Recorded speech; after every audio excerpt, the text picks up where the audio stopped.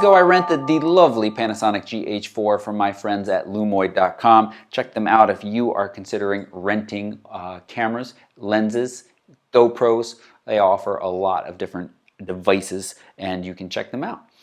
I rented it again though, because one, I made a video, call it a review, call it an overview of the camera, had a lot of fun with it, but I wanted to take some time and really carefully look at how it stacks up against something like the 70D, which till now has been my kind of go-to recommendation for professional photographers just getting into the game, folks who are interested or getting serious about video, because it does both of those things very nicely at a great price point.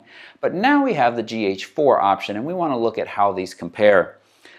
They're both DSLR-like, so let's talk about some similarities. The 70D from Canon is actually a DSLR with that flip-up mirror in there. The GH4 is a mirrorless camera. Smaller sensor in here too, we'll get to that. They have some other similarities besides their general form factor. The GH4 is a little bit smaller, but generally they look and feel about the same in the hand. They both offer touchscreens on the back, which allow easy access to a variety of controls, including touch to focus, touch to select your focus point, the face you want focused on. They both offer Wi-Fi, but we'll talk more about that in a minute. And they both are, as I said, similar in that they are these great looking DSLRs that happen to shoot gorgeous video. The GH4's headline feature, of course, is that it can shoot 4K video. Now, many of you, and I said this in the other review, said, I don't have TVs, I don't know anybody that has 4K TVs, why do I care? Because the same reason we shoot with 20 megapixel cameras often, but just share them out on Facebook, is because it gives us the ability to crop, to downsize, and to have beautiful resolution. It basically just gives you a little bit of insurance when you're shooting in certain situations. Let's talk about some differences between these two cameras now. The 70D, I said, is a little bit cheaper, comes in at about $1,000 right now while I'm making this video for body only. It's fluctuating a little bit. It offers more megapixels. It's got a 20 megapixel sensor in there, and that is a bigger sensor. It's an APS-C size sensor, whereas the GH4 is a micro four thirds sensor. It also offers a higher ISO range, and in my testing does just a tiny bit better at the higher ISOs for photos. For video, we'll talk a little bit more in a second. It has faster autofocus, and the headline feature of the 70D has been and is that dual pixel technology that allows for smooth and very accurate live view and video focusing. You couple that with that touchscreen and it works really, really well. Up to now, and I said this in the last review and I've said this in others, most cameras have what I call this womp womp effect when you are focusing in live view, and it's part of that contrast detection.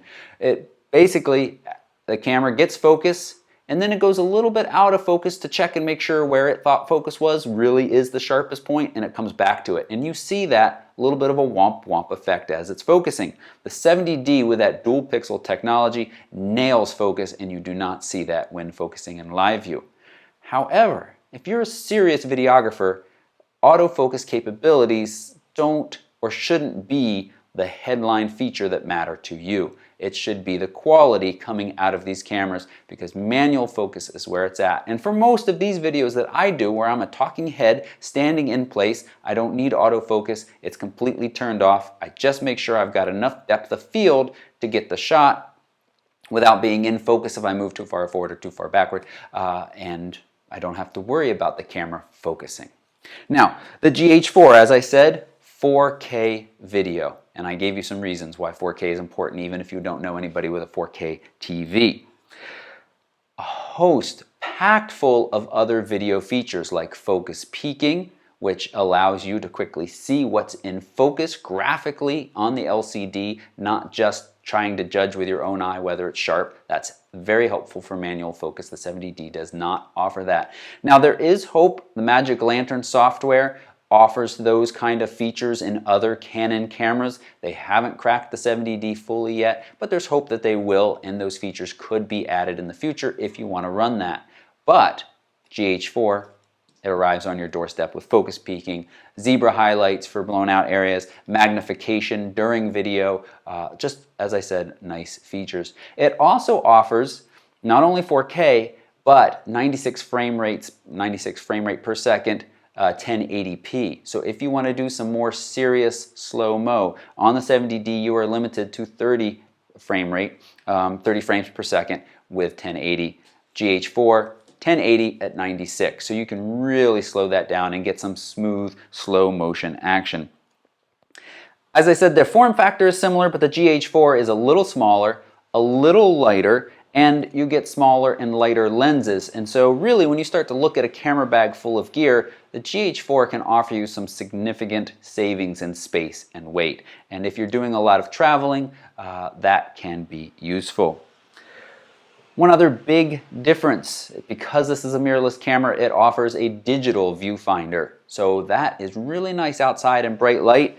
You are limited on the 70D to be looking at that LCD, and in bright light it is sometimes hard to see. There's third-party devices and things that you can attach back there that give you a viewfinder-like experience, but straight out of the box, again, this is a place where the GH4 really excels. You can put your eye up to the viewfinder and you see exactly what the camera is recording on the digital screen that's in there.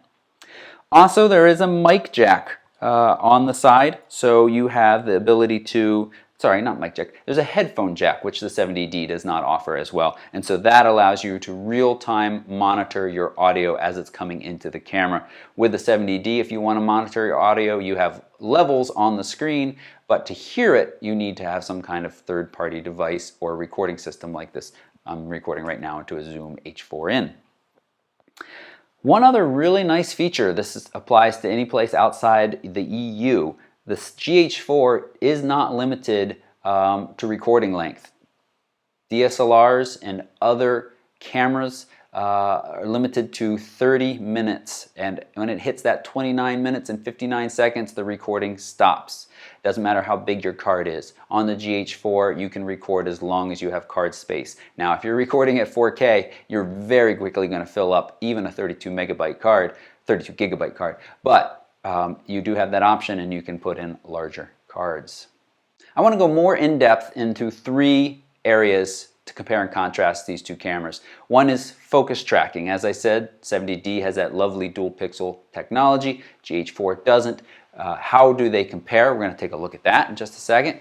Talk about Wi-Fi a little bit. As I said, they both offer Wi-Fi, but the GH4 really offers some nice features, including the ability to do Wi-Fi during video. 70D does not. More about that. And the video features themselves. I mentioned focus peaking and the zebra highlights, but let's look at a few more features packed into the GH4. And finally, let's look a little bit at the quality differences between these two cameras. In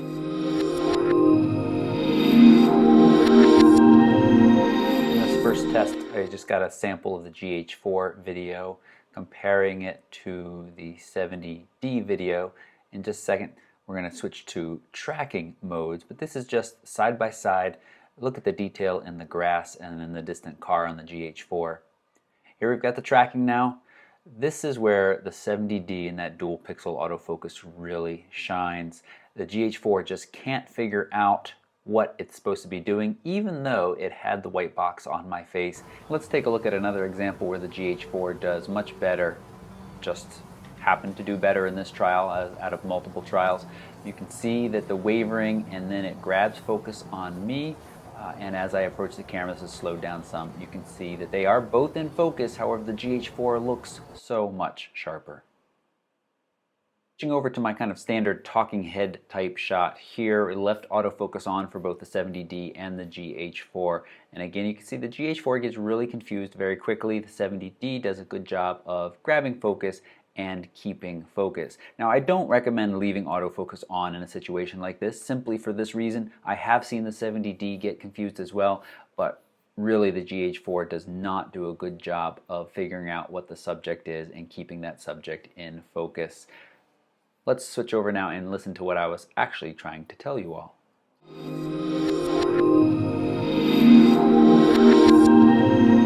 One of of the other ways to compare and contrast these two cameras is their Wi-Fi connectivity. Now, the Canon 70D does offer Wi-Fi built in, and you can get an Android or iOS app that allows you to change settings, download web resolution images, but it does not allow you to do anything connected to video. In fact, as soon as you turn the camera to video mode, Wi-Fi prompts you to shut itself off, and in fact will not let you start filming or videoing until you've turned that Wi-Fi function off.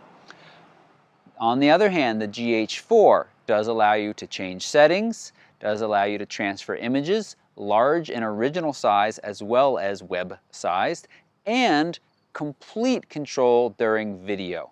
That is to say that you can make changes to your settings, your ISO, your shutter speed, your aperture. You can take still shots during the video, all from a device, an Android or iPhone device, using their app. It works very well, it's very robust, and it's very much appreciated. Now, on the Canon side, there is an answer to you folks who are desperate to be able to start and stop video. I was, a lot of times when I do these talking head videos, and buying a little MiFi device like this, wire it to the camera through the USB port, and I've got a separate video that talks about this, and then using the DSLR controller app, which is available for Android and jailbroken iOS devices, allows you to control video. But without that, you are completely shut out of video, and the GH4 is a clear winner in the Wi-Fi connectivity options. I'm going to take a closer look at those Wi-Fi features that are built into the GH4 or built into the app they provide, Android or iOS. It's a free app. Right now I'm in video mode in the GH4, and I have it connected to this Nexus 7 tablet right here. You can do things like change your white balance. You can, of course, change your ISO. And see those results in real time on the screen. And what's really nice is, as I mentioned, I'm in video mode. That is allowed when you're working with the GH4 and something like the Canon. You cannot be in video. So I can go ahead and start the video right now. And I can change the shutter speed in real time as well, even while it's recording, and so you can make real-time adjustments on the fly. Not something I'd recommend in a professional setting, but if you're trying to get it dialed in right and you've already started the recording, you certainly have that option available to you. You can do playback as well, but not during video recording. So I'm going to stop the video. I'm going to hit play. It will not transfer the video files over, but any still images that have been taken, you can see the little negative sign, but here we got one still image of me, and I can save this or share it out or delete it from the camera, freeing up a little bit more space. Nothing will happen when we're on here, but it will allow you at least to review those cases in some case, review those video files. You just can't transfer them from the camera, and that works really nicely. And I think is quite a nice setup. And you have the geotagging, which will, if you're working with a device that has a GPS, almost all smartphones, not all tablets, but we'll be able to transfer that information over and give it there. And then you have kind of the preferences for this device, and that includes the ability to transfer over full resolution files or slightly smaller or very much web-enabled files, whereas on the 70D you are working only with kind of your HD sized files for your images. Nothing to do with video on the 70D. A couple other quick features you have available to you is you can autofocus and set that point of autofocus simply by touching your screen, similar to the back of the camera. You can also go into a magnified view and really zoom in to check your focus and make sure that where you think you have focus, you do truly have focus. And we can get that back off by exiting right there. So, full control of the camera and photos and video, touchscreen focus, and a very nice set of features.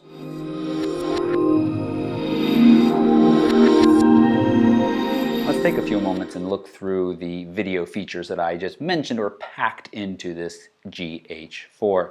I'm currently on the dial on the manual video mode. So when I go into the menu, I actually have one less option over here. I'll show you real quick. If I go back to M and go into the menu, you can see that I have up at the top the recording, which is actually for photos or still images mostly.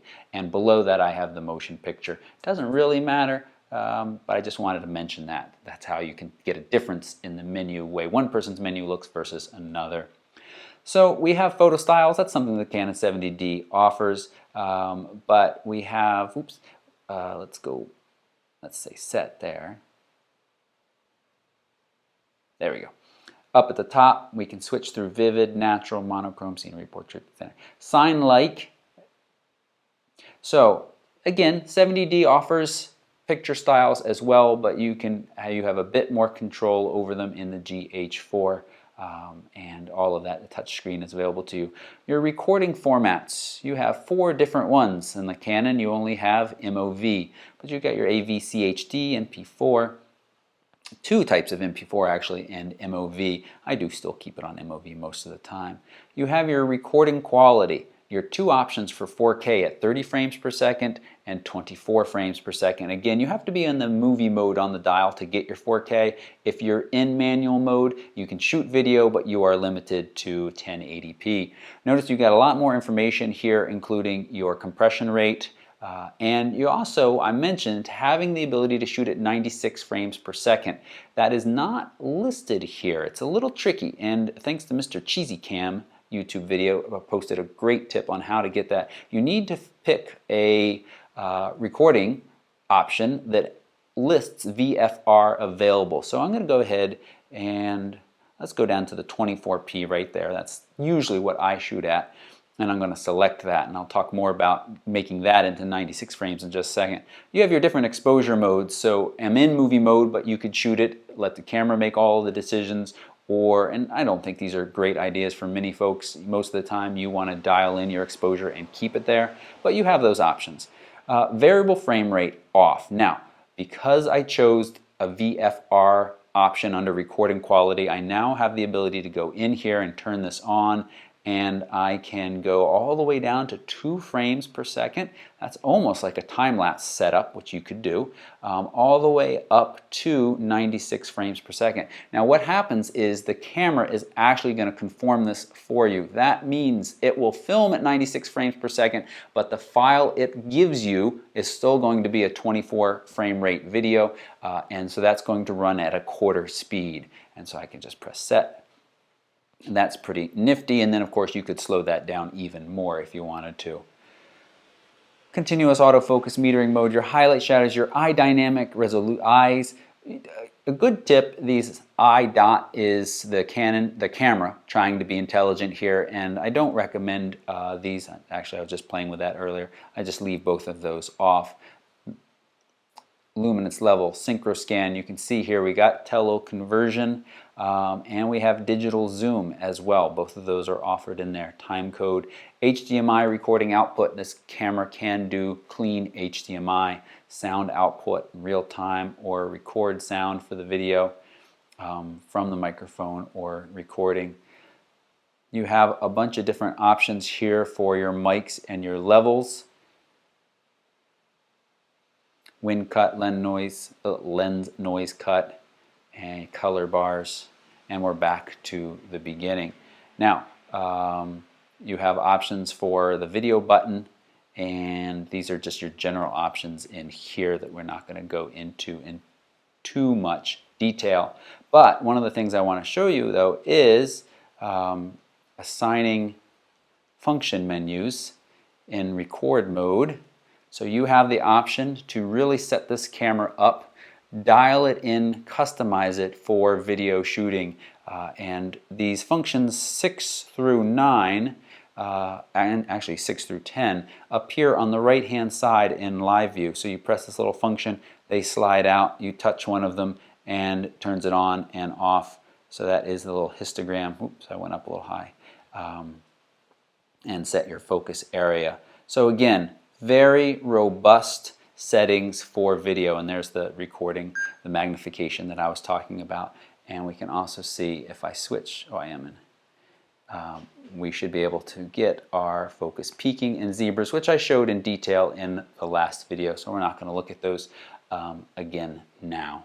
Let's take a few moments and look at the Canon 70D video options in the menu now, just to compare. When you're in video mode, switched right here, you've got two different tabs, two new tabs available to you in the menu system. So you've got your autofocusing mode methods, and we didn't even really look at that in the GH4, but they offer very similar modes. Both offer tracking, and we have a separate section that's going to talk about that. Your movie servo, silent live shooting mode 1 and 2. I don't see a whole lot of difference between this metering, timing. Again, pretty basic stuff. Whether or not grid display, here's your movie options. You do have different compression rates, the all-I and the IPB for a lower compression and a higher compression. Again, very little difference between these two. And actually, I think I mistakenly said at the beginning of the video 1920 at 60 frames per second. That's not true. The limit you have is 30 frames per second at 1920. And 1920 by 24 is what I shoot for most of my videos. But this does make it difficult to shoot 1080 video slow motion, because you don't have anything higher than 30 frame rate. Over here you have at the 720, you've got 60, then of course you can go down to your 640 by 480, tiny old school style. So let's just say okay. You do have the option for digital zoom, and you do have to be in full, let's go over here, 3x and 10x, so that's available as well. There's been some discussion, and I haven't done enough testing yet to know whether or not it is lossless at 3x. I don't think it is, but it certainly looks very good. Sound recording, you got your auto, manual, or disable, and your wind filter, and that's all. You saw that there were 2 pages of mic options and sound options in the GH4. And of course you have time code and video snapshot, which is kind of a fun feature, but certainly not a professional feature, where it takes 2, 4, and 8 second lengths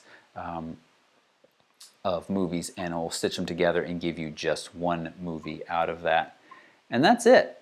Those are all of your video options in the Canon 70D. Again, if you're a parent just looking for simple pick up and go recording, the 70D with an STM lens like the 18-55 or the 18-135 does a very nice job. But if you're looking to get more serious, you can see that you don't have a lot of options. There are the picture styles, those affect your video, and of course you have other options in here as well, but most of that has to do with the photos. So this is the 70D, a more capable photo and video camera together. The GH4 really is a powerhouse in video.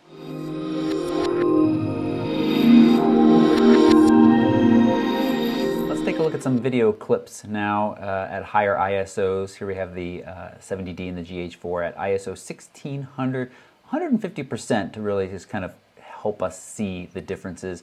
And really at 1600 and below, there's not huge differences, but we start to see them at 3200. Despite the 70D having that larger sensor size, the GH4 does very nicely, and still so much sharper. Look at the edges of this little card wallet right here in the rubber.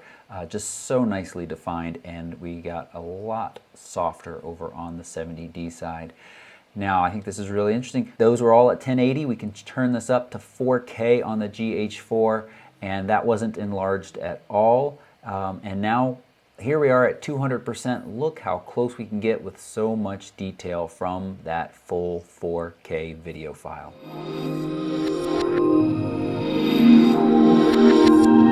One area that the 70D of the Canon really has going for it is lens selection. You know, you buy into the Canon ecosystem and you have an immense selection of lenses. You can get that through the GH4 as well with adapters, but your native lens selection is smaller. Very good still, but it is certainly smaller. You know, if you're serious about video, I really think the GH4 is the future and is the way that you should go. If you're more of a parent just looking to get good video of your kid in certain situations, a lot of photography still, then the 70D still does offer a really nice option for you. I'd love to hear what you think is the best. Just leave a comment down below. If you have questions for me about either of these cameras, I'd be happy to talk to you more about them. GH4, Lumoid is renting it. Go check them out. If you're seriously considering an expensive purchase like this, it really is worthwhile time to rent for a little while and see if this is the camera that's going to work from you. If you want to buy, great. B&H is the place that I recommend doing that, and a link for them is right down below as well. Using those links helps supports my videos like this. And if you found this useful, please subscribe. That's the easiest, simplest way to thank me for my time. Thanks so much for watching. Goodbye.